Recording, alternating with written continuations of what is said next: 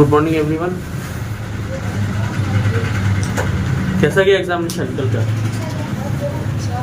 हाँ, तो अगर प्रैक्टिकल का 20 नंबर मिला दिया जाए तो हमको लगता है कि 90 आ जाएगा। उम्मीद है, क्योंकि हर स्टूडेंट को अपने ऊपर पे होता है। 80 मार्क्स का एग्जामिनेशन होता है और 20 नंबर आपका प्रैक्टिकल।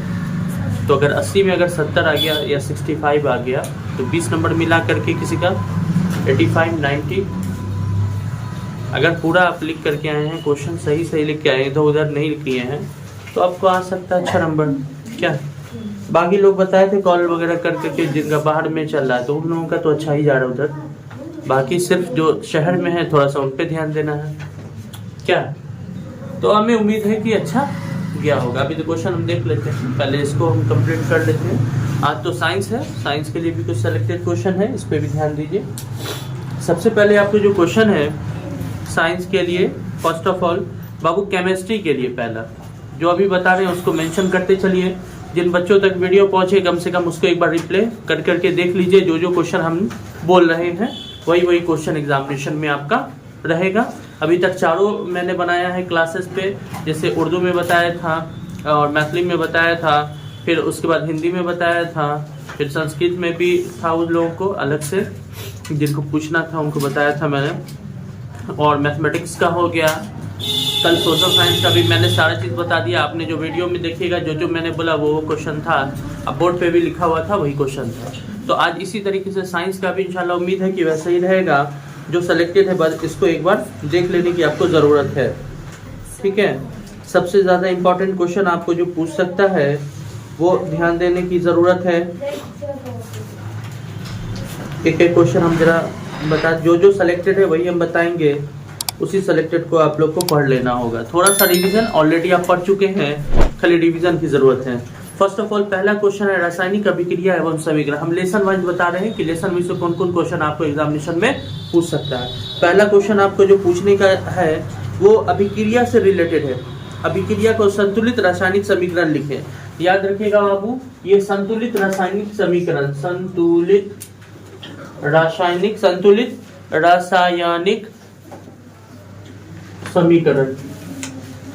समीकरण इस टाइप का क्वेश्चन आपको पूछ सकता है। इसमें कहेगा सोडियम सल्फेट बेरियम सल्फेट के साथ अभिक्रिया करता है, उसके बारे में पूछेगा। तो इसको संतुलित करिए, यानी निम्न अभिक्रिया के लिए संतुलित रासायनिक समीकरण को क्या करिए, लिखिए। दूसरा है निम्न अभिक्रिया संतुलित समीकरण को क्या करिए, बनाइए।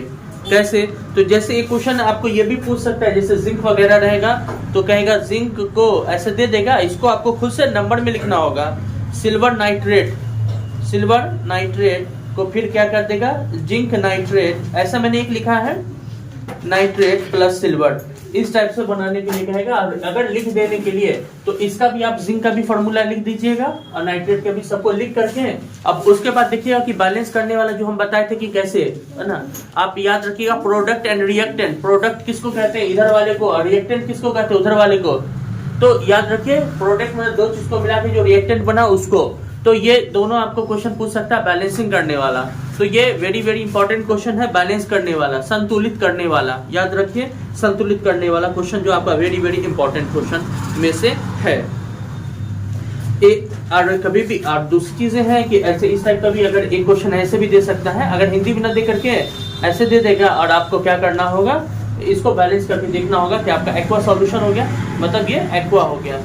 तो ये एक्वा सॉल्यूशन में से आ गया, तो Al2SO4 का होल पावर 3, ये भी एक्वा ही हुआ, सॉल्यूशन हो गया, और प्लस H2, और ये क्या हो गया, गैस हो गया। इसमें बैलेंस करना है, ये देखना होगा Al2 यहाँ 2 हो गया, तो इसका मतलब इधर तो 2 नहीं, इधर 2 लगाना पड़ेगा, तो आगे भी लगाएंगे 2, ठीक है। उसके बाद यहाँ पर टाइम अभी नहीं है, शॉर्टली करना है। ये 3 मल्टीप्लाई होगा तो 6 अगर हो जाएगा तो उसको बनाएंगे। H2 इधर कितना है, 2 है, इधर भी H2 2 है, मतलब SO4 इधर भी है, SO4 इधर 3 मल्टीप्लाई में है। तो इसको बैलेंस करके देखना कि हमारा 12 पूर रहा है कि या कितना पूर रहा है, उन दोनों को बैलेंसिंग करने की उसमें ध्यान देना होगा, ठीक है। तो ये वेरी इंपॉर्टेंट है, मजाक न लीजिएगा, आपको पूछेगा इस टाइप का क्वेश्चन बैलेंस करने वाला। चाहे 2 में पूछ दे चाहे बड़ा में पूछ दे, बड़ा वाले में पूछेगा तो क्वेश्चन बड़ा देगा, छोटा में पूछेगा तो छोटा वाला देगा। उसके बाद अब आता है सबसे इंपॉर्टेंट क्वेश्चन पर ध्यान दीजिए बाबू, संयोजन अभिक्रिया के बारे में। ठीक है, संयोजन अभिक्रिया। संयोजन अभिक्रिया क्वेश्चन लिखने का टाइम नहीं है इसलिए बोल रहे हैं ताकि आप लोग उसको प्ले करके देखते चले। संयोजन अभिक्रिया दूसरा क्वेश्चन आपका इंपॉर्टेंट रहेगा। संयोजन अभिक्रिया क्या है, इसे उदाहरण के तौर पे लिखें। विस्थापन और द्विविस्थापन अभिक्रिया में क्या अंतर है, या तीसरा क्वेश्चन, जब लोहे को कील के कॉपर सल्फेट में विलयन में डुबाया जाता है तो उसका रंग क्यों बदल जाता है। इंपॉर्टेंट क्वेश्चन है, कॉपी में आपको लोग के लिखा हुआ है, सारा क्वेश्चन लिखा हुआ है जो हम बता रहे हैं, एक्स्ट्रा नहीं बता रहे हैं, जो हमने लिखा दिया वही सिलेक्टेड है सब। उष्मा शोषी उष्मा क्षेपी अभिक्रिया है ना, ये पूछा था लगभग 2-3 साल पहले, अभी नहीं पूछा है, तो इस पे भी क्वेश्चन पे ध्यान देने की जरूरत है।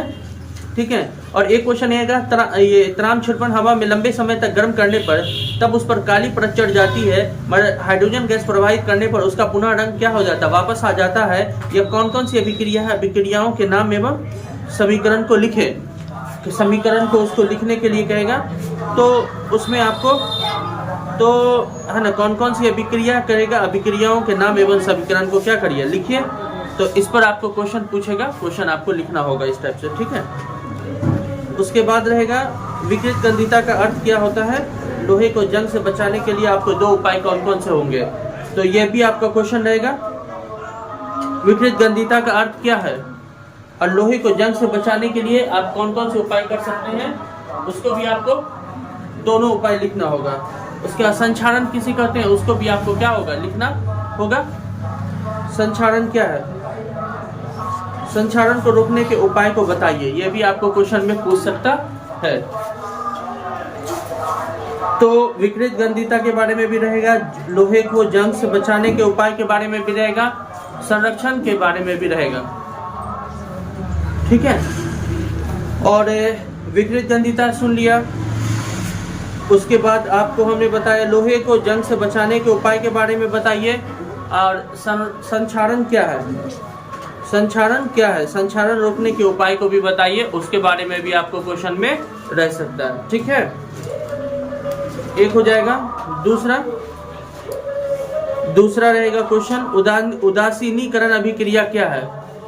उदासीनी अभिकरण क्या है, उदासीनीकरण अभिक्रिया क्या है, इसके बारे में आपको क्वेश्चन में रहेगा। उसके बाद आपको रहेगा धातु के साथ अम्ल की अभिक्रिया होने पर कौन कौन से है ना गैसें निकलती है, उसके बारे में लिखिए। पीतल एवं तांबे के बर्तनों में दही एवं खट्टे पदार्थ क्यों नहीं रखने चाहिए, ये भी क्वेश्चन आपको पूछ सकता है। ठीक है, इसको देखिएगा। सूचक क्या है, इसके बारे में भी क्वेश्चन रहेगा। उसके बाद है आश्रित जल विद्युत चालक क्यों नहीं होता है जबकि वर्षा जल होता है, ऐसा क्यों। उसके बाद अम्ल के विलयन हेतु तनु करने पर H3O+ का सांद्रण कैसे प्रवाहित होता है, परिवर्तित होता है, ये क्वेश्चन आपके साथ पूछ सकता है, ये क्वेश्चन आपको पूछ सकता है। और इम्पोर्टेंट क्वेश्चन भी रहेगा, जैसे एक हमारे दैनिक जीवन में pH के किन्हीं 5 महत्वों का उल्लेख करें, यह भी क्वेश्चन आपको पूछ सकता है। क्वेश्चन याद रखिए बाबू, क्वेश्चन पे ध्यान दीजिए। उसके बाद आ जाइए plaster of Paris. Plaster of Paris का आणविक सूत्र। उसका बेकिंग पाउडर क्या है, प्लास्टर ऑफ पेरिस का आर्द्रता को दूर रखने क्यों जरूरी है, आयोडीन युक्त नमक के उपयोग की सलाह क्यों दी जाती है। क्वेश्चन सब इंपॉर्टेंट है बाबू। कठोर जल को मृदु जल के लिए सोडियम यौगिकों का उपयोग किया जाता है, उसका नाम लिखिए। सोडियम कार्बोनेट का जलीय विलयन क्षारीय होता है, क्यों।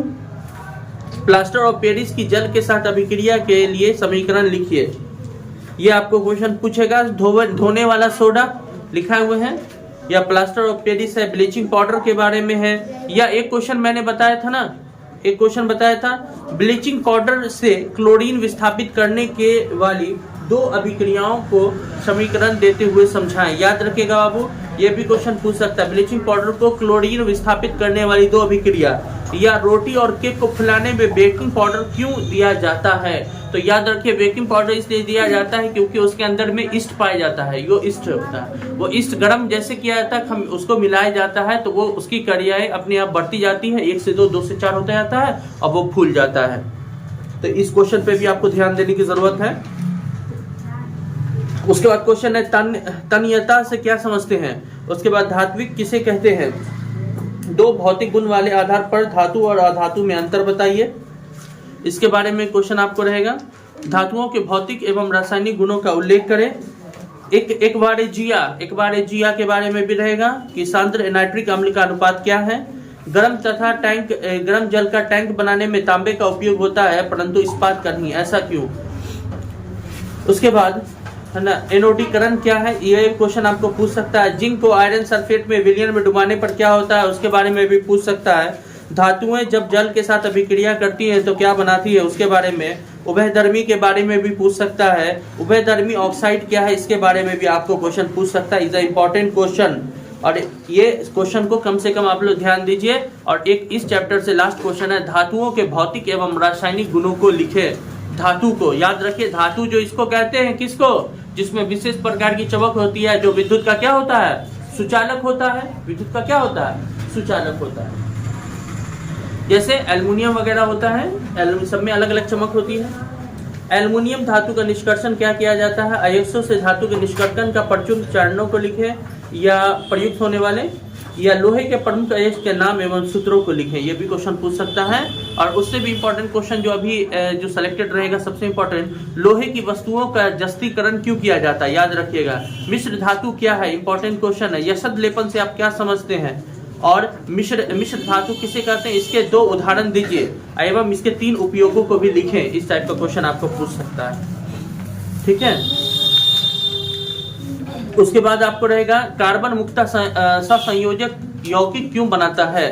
निम्नलिखित यौगिकों की संरचना चित्रित के लिए, यानी जैसे उसमें दे देगा क्लोरोप्रोपेन या प्रोपेनोइक अम्ल वगैरह के बारे में भी आपको पूछ सकता है।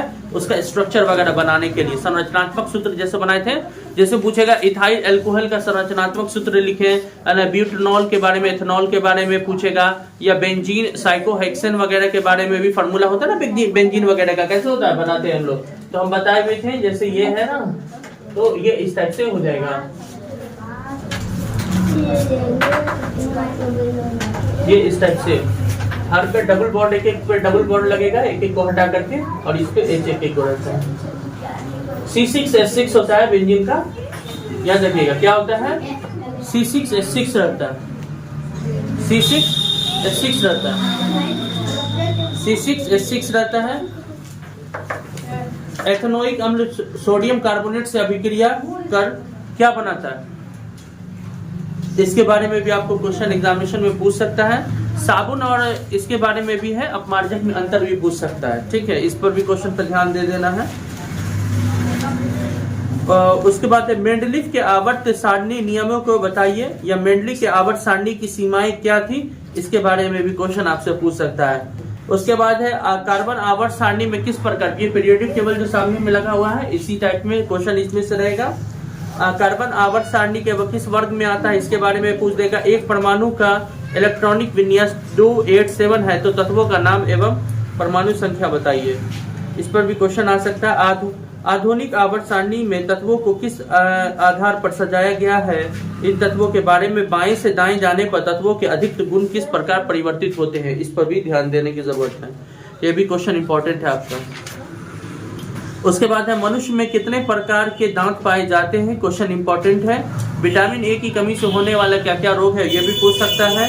दीर्घ रोम क्या है, सजीव के मुख्य चरण क्या क्या चीज होते हैं, पित्त क्या है, या स्वपोषी पोषण और विषम पोषी पोषण में अंतर बताइए, या पाचक एंजाइमों का क्या कार्य होता है, ये भी बताइए। और एक क्वेश्चन और है प्रकाश संश्लेषण के बारे में, प्रकाश संश्लेषण क्या है या क्रिया है, और इसका रासायनिक समीकरण बताइए। तो अगर 5 नंबर में तो विथ फिगर बनाइए, और 2 मार्क्स में है तो विथ सिर्फ स्टेटमेंट और उसका इक्वेशन लिख दीजिए। मनुष्य के आहार नाल का स्वच्छ नामांकित चित्र बनाइए, मतलब अगर आहार नाल का पूछा तो विथ फिगर और पूरा एक्सप्लेन करके बनाइएगा, मतलब फिगर बनाने के बाद उसका कौन कौन सा पार्ट है वो उसके बारे में नीचे में लिख दीजिएगा। एक प्रयोग द्वारा दर्शाए कि प्रकाश संश्लेषण के लिए क्लोरोफिल आवश्यक है, दिखाना पड़ेगा। मानव पाचन तंत्र का नामांकित चित्र बनाइए, इंपॉर्टेंट क्वेश्चन है, ठीक है। अमीबा के पोषण प्रक्रिया के बारे में बताइए, इज द इंपॉर्टेंट क्वेश्चन। श्वसन की परिभाषा दें, श्वसन एवं दहन में अंतर लिखिए, किण्वन क्या है, इसके बारे में भी क्वेश्चन आपको रह सकता है। उसके बाद धमनी तथा सीरा में अंतर बताइए। रक्त के जमने में पट्टिकाणु की क्या भूमिका होती है, रक्त के जमने में रक्त पट्टिकाणु की क्या भूमिका होती है? तो हमने बताया था बाबू, जैसे खुट्टी वगैरह जमता है ना, आप जानते हैं ना, तो वो क्या होता है, ऑक्सीजन के संपर्क में आने के बाद वहां पे क्या बना देता है, वो सॉलिड बन जाता है, जाल बना देता है। वहां पर आने के बाद सब के सब उसमें क्या होते हैं, जितने भी मेम्ब्रेन्स होते हैं सब आकर के उसमें फंस जाते हैं और इस तरह का खून रुक जाता है। इस पे ये याद रखिए, लगभग लाखों में कोई ऐसा इंसान होता है जिसका ये चीज नहीं पाया जाता, यानी अगर उसका कहीं पकड़ टूट गया तो वो कंटिन्यू खून बहेगा। उसके लिए फिर इंजेक्शन एक आता है, बहुत कीमती इंजेक्शन होता है, उसका कॉस्ट बहुत पड़ता है, 2-3 हजार रुपया कॉस्ट पड़ता है एक इंजेक्शन का। जब उसके बदन में जाएगा तब वहां पर वो चीज ब्लड थोड़ा रुकेगा, इसलिए उसको कटने फटने दौड़ने उड़ने से उसको रोका जाता है, उस टाइप के इंसान को। और जनरली हम लोग जैसे लोकल इंसान है तो हम लोगों का खून एक ही जैसा होता है, कहीं पे भी कट फट गया, थोड़ा सा उन्हें घस लिया, छूट गया, खून तुरंत बंद। तो इससे टेंशन नहीं लेना, ऐसे आबादी वाले बहुत सारे लोग, ठीक है। मनुष्य में ऑक्सीजन कार्बनिक का प्रवाहित कैसे होता है, धमनी सीरा में अंतर बताइए। ये सब क्वेश्चन आपके लिए क्या है, इंपॉर्टेंट क्वेश्चन है। और उससे एक ये भी क्वेश्चन है बाबू, उत्सर्जन की परिभाषा दे, उत्सर्जन। उसके बाद नेफ्रॉन के बारे में बताए थे, नेफ्रॉन का नामांकित चित्र बनाए, किडनी के पास होता है, अरे किडनी में अंदर में नहीं होता नेफ्रॉन, उसके बारे में।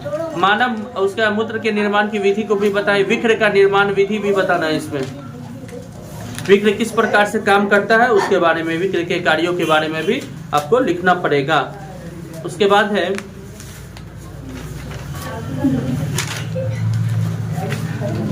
एक तंत्रिका कोशिका न्यूरॉन की नामांकित संरचनाएं एवं कार्यों का वर्णन करें। ये इंपॉर्टेंट क्वेश्चन है आपको, तंत्रिका कोशिका न्यूरॉन इंपॉर्टेंट क्वेश्चन है, इंपॉर्टेंट याद रखिए। हार्मोन्स क्या है, इंपॉर्टेंट क्वेश्चन है। दो पादप हार्मोन्स के नाम बताइए, बताए थे, अरे उसमें बताए थे ऑक्सिन, एब्सिसिक एसिड वगैरह, जिब्रेलिन वगैरह के बारे में, वही सब के बारे में, तो उस पर ध्यान देने की आपको जरूरत है। क्वेश्चन है जंतुओं में रासायनिक समन्वय कैसे होता है, इसके बारे में भी क्वेश्चन आपको आ सकता है, इंपॉर्टेंट क्वेश्चन है। जंतुओं में मानव मस्तिष्क के बारे में भी दे देता है, ह्यूमन ब्रेन के बारे में। एक आता है परागन किसे कहते हैं, परागन बाबू, परागन किसे कहते हैं। पुनर्जनन से क्या होता है, द्विखंडन एवं बहुखंडन में अंतर, 2 नंबर वाले में पूछेगा। कायिक प्रबंधन 2 नंबर वाले में पूछेगा। एक प्रारूपी पुष्प के सहायक अंगों का वर्णन करें, इज इंपॉर्टेंट क्वेश्चन। एक फूल बना देना होगा, जो आप लोग को बताए थे, फूल बना दे करके उसके पुष्प में ये स्त्रीलिंग होता है, पुंकेसर स्त्रीकेसर जो होता है ना, उसको डिफाइन करें। नहीं फूल बनता है ऐसे ऐसे करके फूल बना दिया लोग, है ना, ऐसे बीच में जो पार्ट होता था दिखाए थे इस टाइप से, तो वो दिखा, हाँ जी वही क्वेश्चन है, ये इंपॉर्टेंट क्वेश्चन है। उसका रहता है बाबू, परागन किसे कहते हैं, ये उसका परागन किसे कहते हैं। कायिक जनन क्या है, सहयोगी अंगों का एक प्रारूपी पुष्प के सहायक अंगों का नाम लिखें। मुकुलन के बारे में रहेगा, पुष्प की अनुदैर्ध्य काट का नामांकित चित्र बनाए, यही फिगर। ये सब क्वेश्चन आपका इंपॉर्टेंट क्वेश्चन है। लैंगिक जनन याद रखिए बाबू, लैंगिक जनन, अलैंगिक जनन बताए थे। लैंगिक जनन क्या महत्व क्या है, अलैंगिक जनन की अपेक्षा लैंगिक जनन क्यों लाभदायक होता है। उसके बाद अपड़ा, ये क्वेश्चन भी इंपॉर्टेंट है। अपड़ा प्लासेंटा क्या है, अपड़ा प्लासेंटा क्या है, याद रखिए। मानव के जनन तंत्र के बारे में भी फिगर आपको पूछ सकता है, नर जनन तंत्र और मादा जनन तंत्र दोनों के बारे में विद फिगर बनाना होगा अगर पूछ दिया तो। जनन कितने प्रकार का होता है वो भी, लैंगिक जनन अलैंगिक जनन में 5 अंतर। उसके बाद निषेचन की क्रिया क्या 2 नंबर में पूछ सकता है, मतलब गर्भ निरोधक गोली, ये सब भी क्वेश्चन पूछ सकता है। मनुष्य में होने वाले लैंगिक संचरण के बारे में भी क्वेश्चन आपसे पूछ सकता है। तो ये क्वेश्चन सब इंपॉर्टेंट है, पूछ सकता है। जैसे ये भी देख लेंगे गर्भ निरोधक की विभिन्न विधियों की कौन कौन से है, ये भी आपसे पूछेगा, तो एक बार आप लोग पढ़ लीजिएगा, वो ज्यादा है ना क्लियरेंस हो जाएगा, आप लोग उससे पढ़ लीजिए, एक बार ध्यान दे दीजिए। हम उसके बाद आता है, हम कैसे कह सकते हैं कि जीवाश्म कितने पुराने हैं, इसके बारे में आपको बताना होगा। या जीवाश्म क्या है, या पादप हार्मोन से आप क्या समझते हैं, सब क्वेश्चन है, ये सब सेलेक्टेड क्वेश्चन है, पूछ सकता है। समजात अंगों से आप क्या समझते हैं, समजात अंग जानते हैं ना, जैसे हम लोग का हाथ होता है तो सब में हाथ होता है, घोड़ों में हाथ होता है, शेर में भी हाथ होता है, चिड़ियों में भी हाथ होता है, सब में हाथ होता है, मगर सबका अलग अलग काम है बाबू। चिड़िया का जो हाथ होता है उसमें पंख लगा होता है, वो उड़ने के लिए होता है। हम शेर का क्या होता है, आगे पंजा होता है, उस टाइप से लगा होता है। घोड़ा का चलने के लिए होता है, सब में 4 होता है, 2 पैर 2 हाथ। अभी हम लोग सीधा ऐसे बैठ जाएंगे तो हम लोग का भी 2 आगे 2 पीछे हाथ हो जाएगा, नहीं हो गया, 2 पैर 2 हाथ, इस टाइप से। तो सबका, बंदरों का भी उसी टाइप से होता है, सबका होता है। विभिन्नता क्या है, जैनिक विभिन्नता के कायिक प्रबंधन का वर्णन करें, इसके बारे में भी क्वेश्चन आपसे अभी पूछ सकता है। उसके बाद आपका जो इंपॉर्टेंट क्वेश्चन है, इस क्वेश्चन पर भी ध्यान दे दीजिए। प्रकाश के परावर्तन के नियम बाबू, प्रकाश के परावर्तन के नियम is important question, with figure बनाइएगा। प्रकाश के परावर्तन के नियमों को लिखो एवं आरेख के द्वारा दर्शाएं, इंपॉर्टेंट क्वेश्चन है, मजाक न लीजिए, इंपॉर्टेंट क्वेश्चन है। उसके बाद कभी आपने सोचा होगा कि मोटर गाड़ी के सामने कौन सा दर्पण लगा होता है, बताए हैं उत्तल दर्पण, अवतल दर्पण कौन सा होता है। अवतल दर्पण के उपयोग के बारे में बताइए, ये क्वेश्चन आपसे पूछ सकता है। गोलीय दर्पण की एक वक्रता त्रिज्या अगर 20 सेंटीमीटर तो इसकी फोकस दूरी क्या होगी। वक्रता त्रिज्या मतलब r अगर आपका क्या 20 सेंटीमीटर है तो f बराबर r/2 होता है, f बराबर r/2 होता है, और f फॉर्मूला होता है f बराबर r/2। ठीक है, अगर इसकी वक्रता त्रिज्या दिया हुआ है तो फोकस क्या हो जाएगा, फोकस क्या होगा, तो 2 से भागा दे देंगे, हाफ हो जाएगा, आधा हो जाएगा। तो इसमें अगर कह रहा है कितना हो रहा है, कह रहा है 20 सेंटीमीटर, तो फोकस दूरी इसका आधा 10 सेंटीमीटर, 20 लिख करिए, 2 से भाग देंगे 10 आ जाएगा आंसर। ये पूछना है हम वाहनों में उत्तल लेंस को पार्श्व दर्पण के रूप में वरीयता क्यों दी जाती है, इसके बारे में जानिए। किसी ऑटोमोबाइल के पीछे के एक दृश्य को देखने के लिए उपयोग में होने वाले उत्तल दर्पण की वक्रता त्रिज्या अगर 3 मीटर है तो बस वाले अगर बस इस दर्पण के 5 मीटर की दूरी पर स्थित है तो कौन सा प्रतिबिंब बनेगा, प्राकृतिक बनेगा कि कैसा। तो ये फिगर है, कंफ्यूज नहीं होना है, जैसे पढ़े वैसे ही बनाएंगे। इसमें उत्तल लेंस में आभासी आवर्धित प्रतिबिंब बनता है, पानी में रखा सिक्का उठा हुआ दिखता है, ऐसा क्यों, बताए हुए हैं। अपवर्तन के कारण नहीं होता है कि जैसे हम पानी में अगर कोई चीज रखते हैं सामान, तो दिखने में तो वो लग रहा है कि क्या है यहाँ तक है, मगर वो सटा रहता है यहाँ तक, हमारे पानी के हिस्सा में ऊपर की तरफ दिखता नहीं। हाथ डालते हैं तो देखते हैं यार हाथ तो इतना बड़ा में जाने के बाद हाथ छोटा दिखता है, ऐसा क्यों होता है, तो वो सब भी क्वेश्चन है। उत्तल लेंस को अपसारी लेंस क्यों कहा जाता है, इसको देख लीजिएगा। उत्तल लेंस के किन्हीं 2 उपयोगों को लिख सकते हैं, ये पूछ सकता है। ये एक क्वेश्चन है, 2 मीटर फोकस दूरी वाले किस अवतल दर्पण की क्षमता ज्ञात करें। किसी की भी अवतल दर्पण की क्षमता हम लोग को क्या करनी है, ज्ञात करनी है। उसके बाद दृष्टि दोष इज द इंपॉर्टेंट क्वेश्चन। दृष्टि दोष से रिलेटेड एक क्वेश्चन एग्जामिनेशन में फिक्स है। दृष्टि दोष क्या है, ये कितने प्रकार के होते हैं, या सामान्यतः नेत्र 25 सेंटीमीटर की दूरी पर रखे रहते हैं, और ऐसा अगर नहीं होगा तो उसका आंख सही काम नहीं करेगा। एक स्पष्ट दूरी, न्यूनतम दूरी ऑब्जेक्टिव में पूछ सकता है, किसी भी चीज को देखने की कितनी दूरी होती है, 25 सेंटीमीटर। 25 सेंटीमीटर 26 हो जाएगा तो ढंग से नहीं दिखेगा, 24 हो जाएगा तो भी ढंग से नहीं दिखेगा, मतलब ऐसे एकदम 25 है ना, ये आपको दिखना चाहिए ऐसे। तो निकट दृष्टि दोष किसे कहते हैं, इसको भी आप लोग देख लीजिए। दूर दृष्टि दोष किसे कहते हैं, ये कितने प्रकार के हैं, इसके निवारण का उपाय वगैरह, कौन सा इसमें लेंस लगाया जाता है वो। प्रिज्म से प्रकाश के अपवर्तन का आलेख खींचिए, ये भी आपसे क्वेश्चन पूछ सकता है। मानव नेत्र का स्वच्छ नामांकित चित्र बनाइए, है ना, ये आपसे क्वेश्चन पूछा जा सकता है। अब ये क्वेश्चन है, इंपॉर्टेंट है, सूर्य के प्रकाश में कितने रंग होते हैं, वर्ग विक्षेपण की एक क्रिया द्वारा दिखाइए। तो बताए थे ना, प्रिज्म बना करके, प्रिज्म बना दिए थे, ऐसे रोशनी निकला था, ये यहाँ से 7 रंगों में क्या हो जाता है, कन्वर्ट हो जाता है। इसको बैनी या पीला नाला विवो करके हम लोग लिखते हैं, ऐसे करते ये आगे बढ़ता चला जाता है। ठीक है, ये आपसे पूछ सकता है, प्रकाश के वर्ण विक्षेपण से आप क्या समझते हैं, ये इंपॉर्टेंट क्वेश्चन है। तारे क्यों टिमटिमाते हैं, तारे क्यों टिमटिमाते हैं, ये क्वेश्चन पूछेगा। तारे और ग्रह में क्या अंतर होता है, ये भी पूछ सकता है आपसे क्वेश्चन। किसी अंतरिक्ष यात्री को आकाश का रंग नीला क्यों दिखता है, सारा चीज कॉपी में आपके लिखा हुआ है, समझे, लिखा हुआ है ना सारा चीज, तो खाली उसको देख लीजिए, आप लोग ऑलरेडी देखे हो, फिर भी एक बार ध्यान दे दीजिए। आकाश का रंग नीला क्यों दिखाई देता है, ठीक है, और अंतरिक्ष से लोग को काला आकाश क्यों दिखाई देता है, ये भी हम लिखा चुके हैं। या खतरे के निशान के रूप में लाल रंग का प्रयोग क्यों किया जाता है, ये आपको पता होना चाहिए। या रेलवे के सिग्नल पर रेड कलर का बल्ब भी जलता है जो दूर से हम लोग को दिखता है। ठीक है, सूर्योदय के समय सूर्य के रंग क्यों प्रतीत होते हैं, स्वच्छ आकाश का रंग नीला क्यों दिखाई देता है। ये सूर्योदय के समय सूर्य रक्तताप क्यों प्रतीत होता है, एकदम दिखने में। प्रकाश के प्रकीर्णन से आप क्या समझते हैं, ये भी क्वेश्चन आपको पूछ सकता है। उसके बाद एक पूछ सकता बाबू एम्पियर वगैरह के, अगर विद्युत धारा में रहेंगे तो एम्पियर के बारे में क्वेश्चन रहेगा, विद्युत धारा की प्रबलता के बारे में क्वेश्चन रहेगा। उस युक्ति का नाम लिखे जिसे चालक के सिरों पर विभवांतर बनाए रखने की सहायता करती है, वो क्वेश्चन। विद्युत धारा क्या है, एमीटर वोल्ट मीटर में अंतर बताइए, विभव और विभवांतर में अंतर बताइए। चालक, अचालक, अर्धचालक, अतिचालक से आप क्या समझते हैं, सबका डिफिनेशन पूछेगा आपसे। विद्युत विभव से आप क्या समझते हैं, इसका एसआई मात्रक बताइए, ये क्वेश्चन आपसे पूछ सकता है। और किसी चालक का प्रतिरोध किन किन बातों पर निर्भर करता है, ये भी आपसे क्वेश्चन पूछ सकता है। इसमें एक बात ध्यान रखना है कि क्वेश्चन आपको, या विद्युत बल्ब में किस तार का उपयोग किया जाता है, विद्युत बल्ब में कौन सी गैस भरी जाती है, या विद्युत बल्ब में निष्क्रिय गैस क्यों भरी जाती है, ये भी क्वेश्चन होता है। विद्युत बल्ब का जो फिलामेंट होता है वो टंगस्टन का ही क्यों बनाया जाता है, इस पर भी आप लोग का एक क्वेश्चन रह सकता है। ठीक है, विद्युत बल्ब का नामांकित चित्र रहेगा, विद्युत बल्ब में निष्क्रिय गैस मैंने बता दिया, वो भी रह सकता है। विद्युत हीटर के बारे में भी क्वेश्चन रहता है, मगर वो थोड़ा लॉन्ग टाइप में है क्वेश्चन। अब दो चुंबकीय क्षेत्र के बीच में कैसे प्रतिरेच क्यों करती है, मतलब दोनों को अगर रखते हैं तो क्यों इस टाइप से आगे पीछे करता है, उसके बारे में बताइए। विद्युत धारा, अब बाबू फ्लेमिंग का बाबू फ्लेमिंग के बारे में, दाएं हाथ के बामें हाथ के नियम के बारे में मैंने बताया है ना, बाम हस्त नियम, दाएं हाथ का नियम जो होता है वो। उसके बाद मैक्सवेल का स्क्रू नियम, मैक्सवेल का स्क्रू नियम, मैक्सवेल का स्क्रू नियम याद है ना, इसको भी आप लोग देख लीजिएगा। विद्युत मोटर का नामांकित चित्र बनाइए। दृष्ट धारा, बाबू दृष्ट धारा के स्रोतों का वर्णन करें। दृष्ट धारा या विद्युत मोटर क्या है, ये कैसे काम करता है, इसके सिद्धांतों को बताइए। यानी फोटो के साथ बनाना होगा अगर लॉन्ग में पूछेगा तो। विद्युत चुंबकीय प्रेरण आपके कॉपी में है। विद्युत चुंबकीय प्रेरण से आप क्या समझते हैं, फ्लेमिंग के दाएं हस्त के नियम के बारे में लिखे। अच्छा ये भी हम बताए हैं। फ्यूज के तार को किन्हीं 3 प्रमुख विशेषताओं को लिखे। फ्यूज का तार, ये क्वेश्चन आपके पास है। भू संक्रम तार से आप क्या जानते हैं, या लघु पतन शॉर्ट सर्किट वगैरह जो होता है, अतिभारण वगैरह हो जाता है, उसके बारे में भी आपसे क्वेश्चन पूछ सकता है। अब आता है क्या जीवाश्म ईंधन के बारे में आपसे क्वेश्चन पूछ सकता है। जीवाश्म ईंधन, जीवाश्म ईंधन क्या जीवाश्म ईंधन नाभिकीय नवीकरणीय अभिक्रिया है, उसके बारे में भी है। उत्तम ईंधन से आप क्या समझते हैं, उत्तम ईंधन से। नाभिकीय संलयन से आप क्या समझते हैं, नाभिकीय विखंडन अभिक्रिया से आप क्या समझते हैं।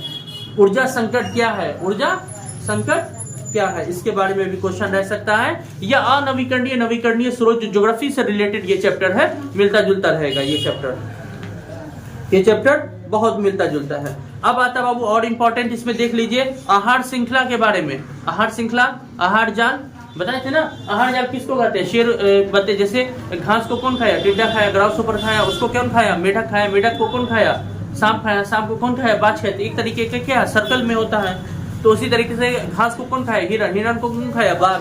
तो कह रहा आहार श्रृंखला क्या है, परितंत्र में अपघटकों की क्या भूमिका है, जैविक आवर्धन से आप क्या समझते हैं, ओजोन परत की क्षति से हमारे लिए कौन कौन सी चिंता होगी, या अगर ओजोन परत में क्षय हो जाएगा उसके क्षय होने के उत्तरदायी कारणों को लिखे, ये भी क्वेश्चन पूछ सकता है। तो याद रखिए ओजोन परत में जो क्षय का कारण होता है उस गैस का नाम होता है CFC गैस, क्लोरोफ्लोरोकार्बन। क्लोरोफ्लोरोकार्बन ये क्या करता है, रेफ्रिजरेटर से, एयर कंडीशन मशीन से निकलता है, जो सीधा एनवायरमेंट में जाके ओजोन लेयर में छेद कर देता है, और उससे सूरज से आने वाली पराबैंगनी किरणें वो सीधा जिस भी इंसान पर पड़ेगी, ओजोन लेयर अगर वहां पे नहीं है तो उस इंसान को त्वचा कैंसर की बीमारी हो जाएगी, याद रखिए, यानी स्किन कैंसर हो जाएगा। जिस जंगल पे भी पेड़ पौधे पर पड़ेगा कंटिन्यू, तो वो पेड़ को भी पूरा जला के खाक कर देगा। तो याद रखिए ये सब नुकसान है, ये इंपॉर्टेंट क्वेश्चन है। पारितंत्र के अपमार्जकों की क्या भूमिका है, और उसके बाद पारितंत्र में अपघटकों की क्या भूमिका है, ओजोन का निर्माण एवं अपक्षय के बारे में बताइए। उत्पादक से आप क्या समझते हैं, उत्पादक से आप क्या समझते हैं, क्वेश्चन इंपॉर्टेंट। आहार श्रृंखला क्या है, इज अ इंपॉर्टेंट क्वेश्चन। और ये भी आपसे एक कंसेप्चुअली क्वेश्चन पूछ सकता है, अपने विद्यालय को है ना पर्यानुकूलित बनाने के लिए 2 सुझावों को बताएं। याद रखिए अच्छा बनाना है आपको, क्या क्या कर सकते हैं आप। पर्यावरण मित्र बनने के लिए आपको क्या करना पड़ेगा, कौन कौन सी आदत आप में होनी चाहिए, या आपसे अपना ओपिनियन पूछेगा। वन संरक्षण क्यों जरूरी है, वन्य जीवों का संरक्षण क्यों जरूरी है, ओजोन क्या है, या पारितंत्र के लिए किस प्रकार प्रभावित करता है, इज अ इंपॉर्टेंट क्वेश्चन। और एक लास्ट आप देख लीजिए, एकदम आखिरी क्वेश्चन, प्रदूषण से रिलेटेड क्वेश्चन रहेगा ही बाबू। प्रदूषण क्या है, वैसे अवांछनीय पदार्थ जो पर्यावरण में मिलकर पर्यावरण को दूषित करते हैं, क्या कहलाते हैं, प्रदूषण कहलाते हैं। क्या कहलाते हैं, प्रदूषण कहलाते हैं। समझ में आई बात, वो क्या कहलाते हैं, प्रदूषण कहलाते हैं। प्रदूषण मुख्यतः 4 प्रकार के होते हैं, क्या तो कौन सा, मिट्टी प्रदूषण, ध्वनि प्रदूषण है ना, और ये जल प्रदूषण, वायु प्रदूषण। इसके बारे में भी आपसे क्वेश्चन पूछ सकता है। चिपकू आंदोलन वगैरह के बारे में थोड़ा सा पूछ सकता है। वनों की कटाई से वन जीवों पर क्या प्रभाव पड़ रहा है, वन से रिलेटेड एगो क्वेश्चन रहेगा। या जल संरक्षण क्यों जरूरी है, ये भी जरूरी है आज के वक्त में। और लास्ट में गंगा सफाई योजना वगैरह के बारे में भी आपसे क्वेश्चन पूछ सकता है। तो जो इंपॉर्टेंट था वो सारा का सारा मैंने बता दिया बाबू। अब इससे बाहर हमको उम्मीद है कि इंशाल्लाह नहीं रहेगा, अभी तक तो 4 पेपर में नहीं रहा है, सिर्फ क्वेश्चन को समझने का फेर है। क्वेश्चन हम लोग जो पूरा बन जाता है हम लोगों से 30 का 30, जैसे आपको जितना भी क्वेश्चन है सब बन जाएगा, मगर उसमें क्या होता है ना, कुछ क्वेश्चन आपको तुरंत बन जाता है, तुरंत। अब कुछ क्वेश्चन को पढ़ना पड़ता है, तो क्वेश्चन हर तरीके से देता है ना। जो आदमी बिहार बोर्ड में बैठा वो हम लोग से ज्यादा जीनियस है वहाँ, तो वो हर तरीके से सोच करके देते हो, ये बंदा इस टाइप से हो सकता है, ये ऐसे सोच सकता है, तो वैसे क्वेश्चन को घुमा के। क्वेश्चन आसान रहता है, पैटर्न थोड़ा सा टफ होता है, इसलिए उम्मीद है कि सब क्वेश्चन को जितना बन जाए, 1-2 क्वेश्चन अगर ना भी बन पा रहा है तो उसको ध्यान से पढ़िए, आपको अपने आप बन जाएगा। सारा क्वेश्चन आपको पता होता है, समझ में आई बात। तो आपका अच्छा जाना चाहिए, ये उम्मीद करते हैं। और ये जैसे है इसको आप ज्यादा से ज्यादा क्या करिए, है ना, पढ़िए। जितना क्वेश्चन मैंने बता दिया है, जिन बच्चों के पास, जो हमारे सब्सक्राइबर उनके पास तो पहुंच रहा है, जिनके पास नहीं पहुंचा उनको तक भी वो शेयर कर दिए ताकि उनको भी इसका फायदा हो जाए। इसको दोनों सेटिंग में सेम क्वेश्चन ही रहेगा, इसी में से, इससे बाहर क्वेश्चन नहीं रहेगा। आप एग्जामिनेशन देके आइए और जो मैंने बताया सारे क्वेश्चन को मिलाइए, जो आप देखिएगा उसी पैटर्न पे आपका एग्जामिनेशन होगा। समझ में आई बात? उसमें चेंजिंग नहीं होगा इंशाल्लाह इस बार। ठीक है बाबू, फिर अब देखते हैं आप लोग, उम्मीद करते हैं आप लोग अच्छा जाए एग्जामिनेशन।